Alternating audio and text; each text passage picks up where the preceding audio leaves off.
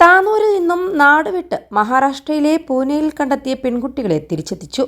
ശനിയാഴ്ച ഉച്ചക്ക് 12-ന് police സംഘത്തിനൊപ്പം Tirur railway സ്റ്റേഷനിലെത്തിയ പെൺകുട്ടികളെ സ്വീകരിക്കാൻ മാതാപിതാക്കളും സഹോദരങ്ങളും എത്തിയിരുന്നു. കണ്ണീരോടെയാണ് മാതാപിതാക്കൾ മക്കളെ സ്വീകരിച്ചത്.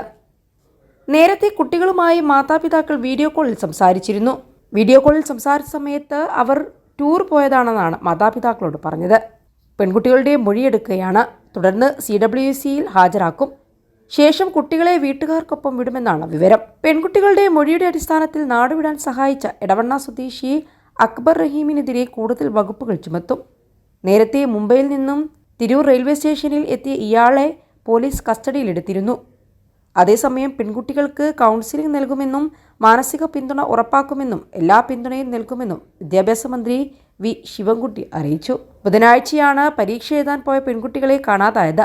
പൂനെയിലെ ലോണാവാല റെയിൽവേ സ്റ്റേഷനിൽ വെച്ചാണ് ഒടുവിൽ പെൺകുട്ടികളെ കണ്ടെത്തിയത്. 21 ലക്ഷത്തോളം സന്തുഷ്ടരായ ഉപഭോക്താക്കളും 2 ലക്ഷത്തോളം തിമിര ശസ്ത്രക്രിയകളും പൂർത്തിയാക്കിയ മലബാറിലെ ഏക കണ്ണാശുപത്രി Alsalama high hospital, hospital road, Perinthalmanna. Mumbai CSMTയിൽ നിന്ന് ചെന്നൈ എഗ്മാർ ട്രെയിനിലായിരുന്നു ഇവരുടെ യാത്ര. റെയിൽവേ പോലീസാണ് കുട്ടികളെ കണ്ടെത്തിയത്. മൊബൈൽ ഫോൺ ലൊക്കേഷൻ കേന്ദ്രീകരിച്ചുള്ള അന്വേഷണമാണ് ഇവരെ കണ്ടെത്തുന്നതിൽ നിർണായകമായത്. RPF ഇവരെ പൂനെയിലെത്തിച്ച് കേരള പോലീസിന് കൈമാറി. വീട്ടിൽ പ്രശ്നങ്ങളുണ്ടെന്നും തിരിച്ചുപോകാൻ താല്പര്യമില്ലെന്നും വിദ്യാർത്ഥിനികൾ മലയാളി സന്നദ്ധ പ്രവർത്തകരോട് പറഞ്ഞു. പഠനത്തിൽ സവിശേഷ സഹായം ആവശ്യമുള്ള ഇരുവരും സ്ക്രൈബിന്റെ സഹായത്തോടെയാണ് പരീക്ഷ എഴുതുന്നത്. പരീക്ഷയ്ക്ക് പോകുന്നെന്ന് പറഞ്ഞ് വീട്ടിൽ നിന്നിറങ്ങിയ ഇരുവരും സ്കൂളിലെത്തിയില്ല.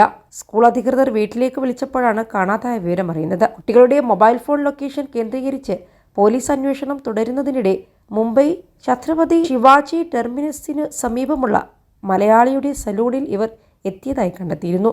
സലൂണിൽ എത്തിയ ഇരുവരും മുടിവെട്ടാനും ഷാംപൂ ചെയ്യാനുമായി ഏറെ സമയം അവിടെ ചെലവഴിച്ചു. സമൂഹമാധ്യമത്തിലൂടെ പരിചയപ്പെട്ട മലപ്പുറം മഞ്ചേരി സ്വദേശിയായ യുവാവ് ഇവർക്കൊപ്പമുണ്ടായിരുന്നതായി അറിയുന്നു. പോലീസ് മുംബൈ മലയാളികൾക്ക് വിവരം കൈമാറിയെങ്കിലും അവർ എത്തിയപ്പോഴേക്കും പെൺകുട്ടികൾ കടന്നു കളയുകയായിരുന്നു. അതേസമയം കുട്ടികളുടേത് സാഹസിക യാത്രയാണെന്നാണ് മലപ്പുറം SP R വിശ്വനാഥ് പറഞ്ഞത്. ഒപ്പം പോയ യുവാവിനെ പെൺകുട്ടികൾ എങ്ങനെ പരിചയപ്പെട്ടു എന്നും അന്വേഷിക്കുന്നുണ്ടെന്നും SP പറഞ്ഞു.